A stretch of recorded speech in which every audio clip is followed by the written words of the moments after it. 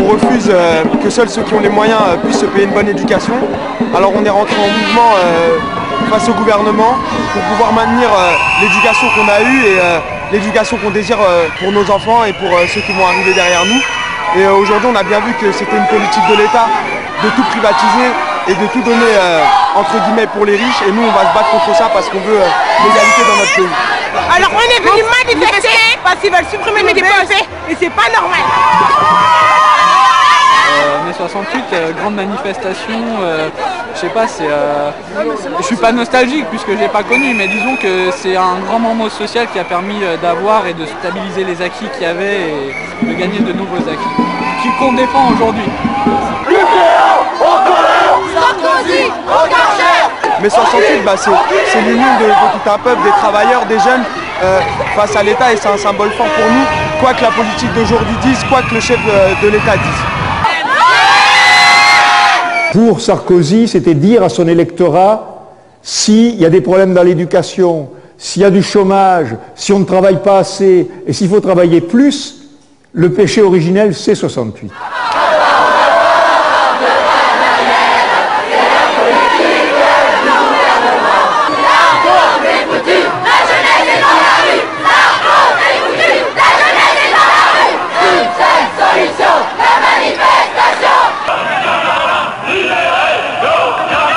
En 68, dans la plupart des pays, ça a été une révolte étudiante qui était liée à la convergence de deux choses. D'une part, dans beaucoup de pays, l'arrivée massive des enfants des couches moyennes dans des universités complètement archaïques.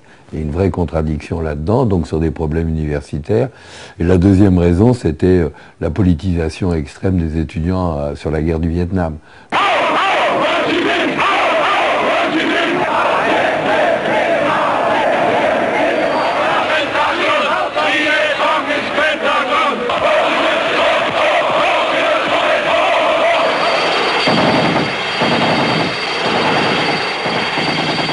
On était dans la grande vague des luttes d'indépendance et de libération.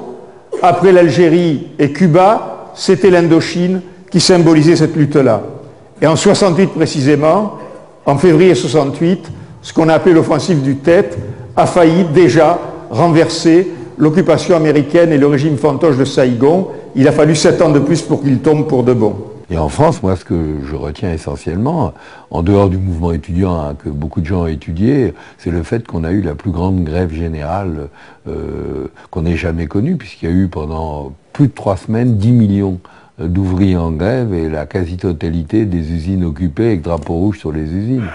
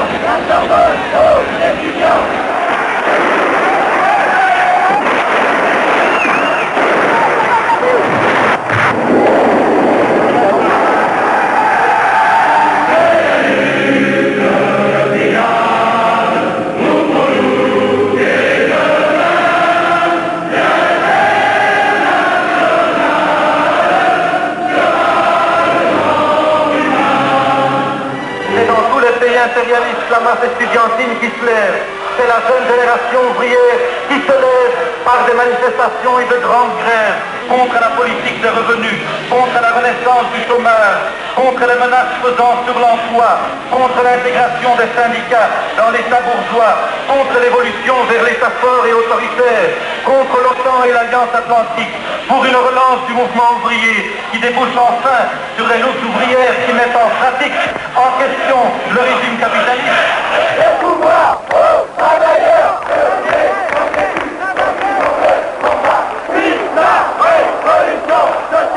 la révolution du peuple.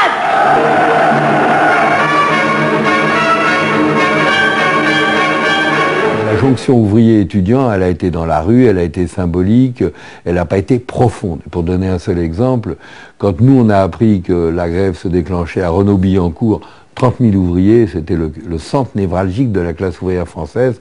On est parti en cortège de la Sorbonne à plusieurs milliers. On a été accueillis par une usine silencieuse où tous les ouvriers étaient sur les toits, aux fenêtres, etc. Pas un applaudissement.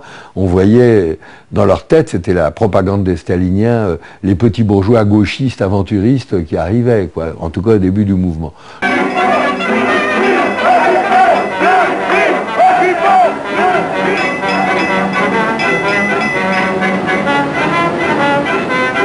On en avait marre, on ne savait pas exactement, on n'avait pas encore établi exactement pourquoi on voulait occuper l'usine, mais on voulait l'occuper et tout le monde voulait l'occuper.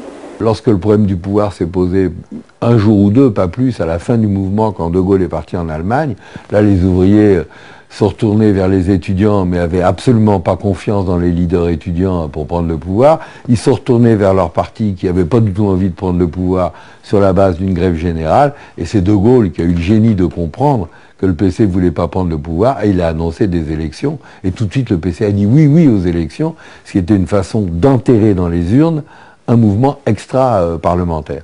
Il y a une période de 3 jours où effectivement ceux d'en haut ont paniqué. Quand De Gaulle a disparu à Baden-Baden, quand personne ne savait où il était, il y a eu un moment de vide, et celui qui l'a compris, c'était un politicien bourgeois de l'époque, c'était François Mitterrand. Il a dit il ne faut pas laisser le vide, et il a proposé un gouvernement populaire, sans dosage ni négociation. Ça voulait dire qu'il mettrait, et il le dit explicitement, 1 ou 2 ministres communistes, en disant, non seulement ça n'effraiera personne, mais ça sera plutôt rassurant, parce que ce sont des gens qui ont le sens de l'ordre.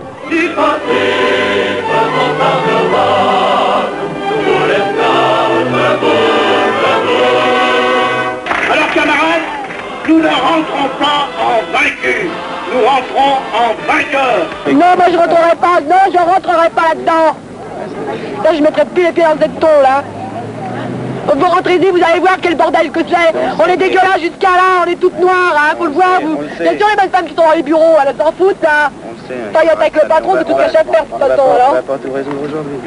On va y arriver à l'imposer. De toute façon, c'est fini, maintenant, on pourra plus rien avoir. C'est pas vrai, pas avec le patron, avec tout gros. Il y a 3 semaines, plus un jour. C'est une étape, c'est pas... oui. Hein, il sait bien ce qu'il a perdu, lui. Il va taper pour le mille. C'est pas fini, c'est une étape. Il a dit chez Honda, ça sera plus jamais comme avant. Tu vois, moi, il faudra qu'il travaille. Vous avez dit ça. Ils y veillent. Premièrement, pour le vote, ils ont fait des saloperies. On le sait, on le dénoncera. On le dénoncera, mais on peut pas tout. Non, ben il faut pas tout avoir d'un seul coup, on peut pas l'avoir tout d'un seul coup, c'est une étape. Je répète, les gens de chez Vendeur, rentrez, reprendre votre travail tranquillement. C'est ça. Mais ce qui était réellement possible, c'était de renverser le pouvoir gaulliste par la grève générale. Et 3 jours, c'est précisément ce qui se présente dans l'histoire. Des moments rares, exceptionnels, où il faut savoir se décider, où il faut savoir oser. Nous ne craignons pas les tortures et la mort. En avant, pour les terres, soyons prêts, soyons forts. En avant, pour les terres. Tout est à nous, rien n'est à tout ce qu'ils ont eu, nous l'ont volé. Nationalisation, tout contre l'ouvrier.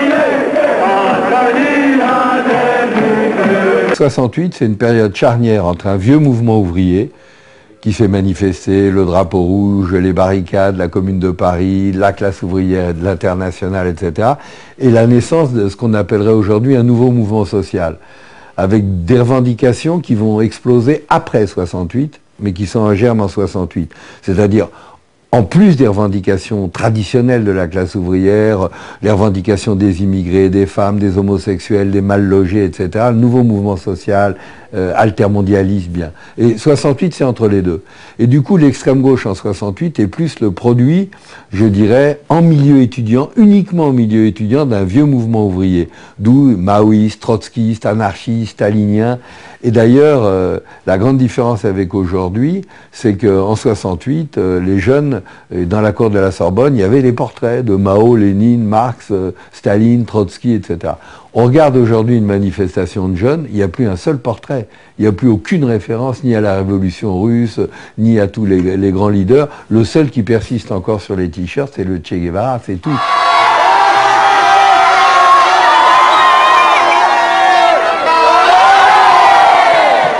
Il y a un vide totale aujourd'hui, où on a maintenant, c'est pour ça que ça nous incite à penser qu'il faut refaire un 68 dans d'autres conditions qui réussissent, c'est-à-dire on a une bourgeoisie, comme on l'a vu, qui attaque comme jamais, qui détruit les acquis sociaux, une gauche traditionnelle qui est discréditée, et puis toute une génération qui veut se battre, qui se reconnaît pas dans la gauche traditionnelle, et qui est orpheline d'une gauche qui soit capable de répondre vraiment à ses objectifs et à ses préoccupations. C'est pour ça que d'un certain point de vue, je dirais à la fois on a plus de raisons aujourd'hui de se révolter qu'en 68, mais on a surtout beaucoup plus de moyens. L'extrême gauche, c'était une petite organisation implantée chez les étudiants, mais sans aucune implantation dans la classe ouvrière. C'est presque l'inverse aujourd'hui.